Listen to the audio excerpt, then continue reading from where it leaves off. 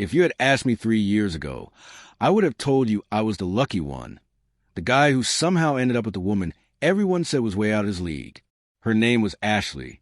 We met at a mutual friend's wedding, an open bar on a warm summer evening. You know how those nights go.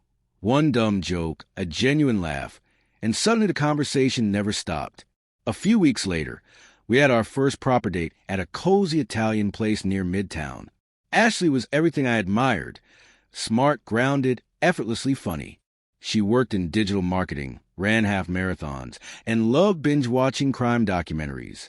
I liked that she never played games. Or so I thought. After 2 years of dating, I proposed quietly, no grand gestures or speeches. She stared at me, stunned, and laughed. "You're serious?" I nodded. She said yes. 3 weeks later, she moved in. It wasn't a mansion, but it was ours. Mornings began with coffee and the morning news, and nights ended with her head resting on my shoulder. I thought to myself, this is what people mean when they say they found home. And for a while, it was exactly that. Looking back, I realized I missed the small details, the tiny cracks. Maybe I ignored them or simply didn't want to see. Ashley used to leave her phone face up on the counter, buzzing with notifications. But one day I noticed it flipped over, always face down. I told myself it was nothing. People get more private when work gets stressful, right? She started staying late at the office, explaining, "We've got a big campaign launching." I trusted her. She never gave me a reason not to. But those explanations grew murkier. Late nights turned into drinks with co-workers. Drinks turned into sleeping over at Kayla's because they were too tipsy to drive. Once I asked, "Is everything okay?" She smiled effortlessly and said, "Of course. You're just overthinking." I let it go, but my best friend Jonathan didn't. Jonathan's the kind of guy who only speaks when it matters. One night, he called me, hesitant but serious. He said he'd seen Ashley at a bar called Barstone on Saturday. She told me she was with co-workers, but Jonathan said it was just one guy, and the way they were sitting, his hand on her leg, leaning in, whispering, he said. I didn't say anything. Ashley didn't see me. Jonathan said it might be nothing, but he thought I should know. That night, Ashley came home at 11:45, saying she'd been helping Kayla move. I didn't push. I said, "Cool." Jonathan said hi, and she blinked, startled. He called. I shrugged. She turned away and said nothing else. That was the first time I felt it. The cold, silent space growing between us where trust used to live. I started paying closer attention, not obsessing, just watching. A few days later, I texted Kayla casually, "Hey, Ashley said she'd help you move this weekend. You all settled in?" Kayla replied, "Move? I haven't gone anywhere. Still at the same place." Another time, Ashley promised to be home by 7. At 7:45, I called, no answer. At 8:30, she texted, "Sorry, client call ran late." When she got home, I asked how the call went. She hesitated. It was kind of a mess. They didn't know what they wanted. But her eyes told a different story. Then came that Sunday afternoon. We were heading out for groceries when Ashley couldn't find her purse. I went to grab it from the bedroom. It had slipped behind the dresser, unzipped. Something buzzed inside, a phone, but not hers. She was already holding her own phone in her hand. I pulled out a second phone, black, old, unfamiliar. The screen lit up for a moment when I touched it, but it was locked. I held it up. Ashley's smile dropped when she saw it. "What's this?" I asked. She froze. "Oh, that's just my old work phone. I forgot it was even there. How is it charged?" I pressed. There was a pause, a heartbeat, and then she laughed. Not nervous, just deflecting. "Gordon, are you seriously checking my phones now?" I didn't push. I handed it back, still locked, just asking. She walked past me, muttering, "You're being weird." I didn't argue. But something shifted that night. Quiet, final. I stopped waiting for the truth to come on its own. By Tuesday, Ashley was restless, distracted. When I got home, she was dressed like she was going out. I asked where. She avoided my eyes. "Just grabbing drinks with Jenna," she said. Jenna from her last job. She said she'd texted out of the blue. I nodded and asked, "Are you taking both phones or just a new one?" That stopped her cold. She turned slowly. "Your second phone?" I said, "I saw the screen lit up last night." She tensed. "I can explain," she said, sitting at the kitchen table without being asked. She took a deep breath. "I've been having panic attacks for months. I didn't want to worry you. That phone, it's not what you think. I use it to text my therapist." I saw a missed call from Mark on the screen. Her head snapped up. "You've been spying on me." "No," I said. "I've been listening, watching, connecting dots. You've been lying." She looked at me like I was a stranger. "I can't do this," she said, grabbing her purse. "I didn't think you would." I replied, "I didn't think so either." She left without another word. I stood there, looking at the kitchen, the place that no longer felt like ours. She never came back that night. I waited, but the hours passed. Then the next day, 3 days, no calls, no texts, just silence.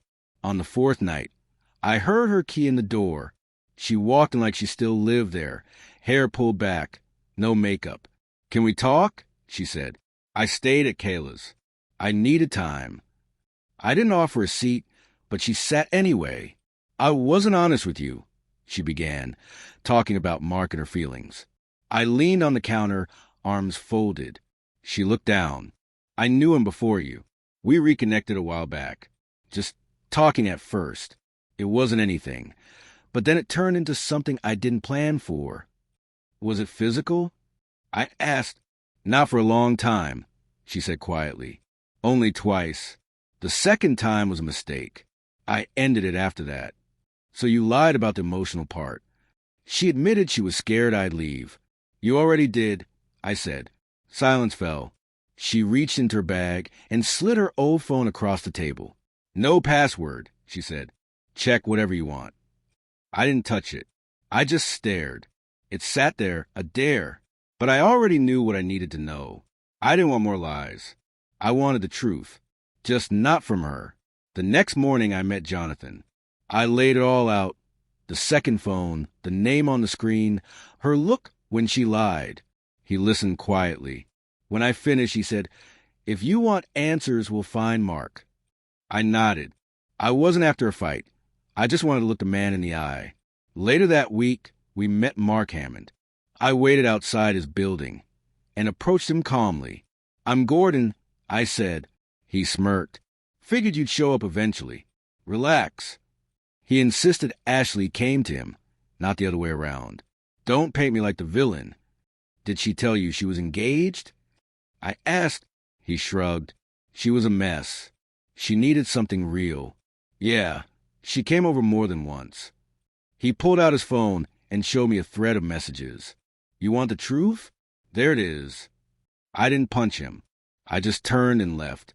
That night, Ashley was on the couch when I got home. She looked up, hopeful, nervous. I didn't sit. I told her I talked to Mark. Her face fell. "Gordon, I swear, I interrupted." He showed me the texts. I saw everything.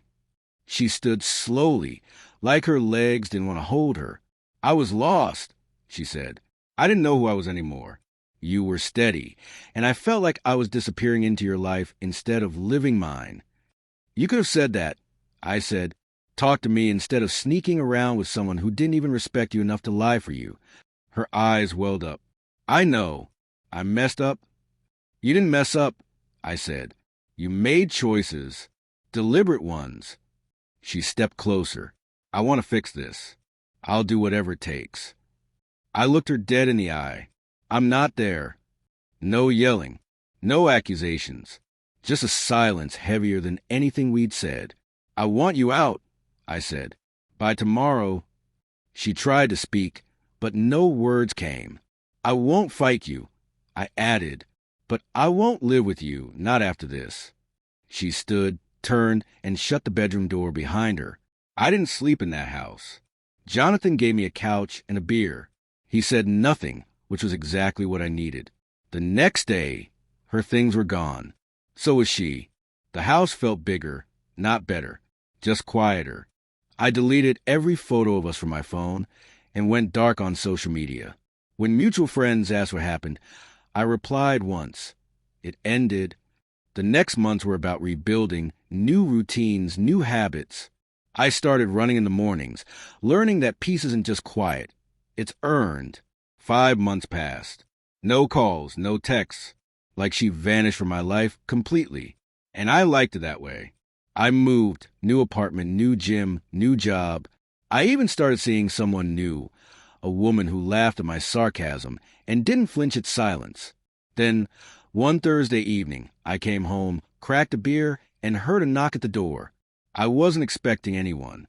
I opened it, and there she was, Ashley. Same eyes, thinner than I remembered. I asked Jonathan where you moved. I said. He didn't want to tell me, but I insisted.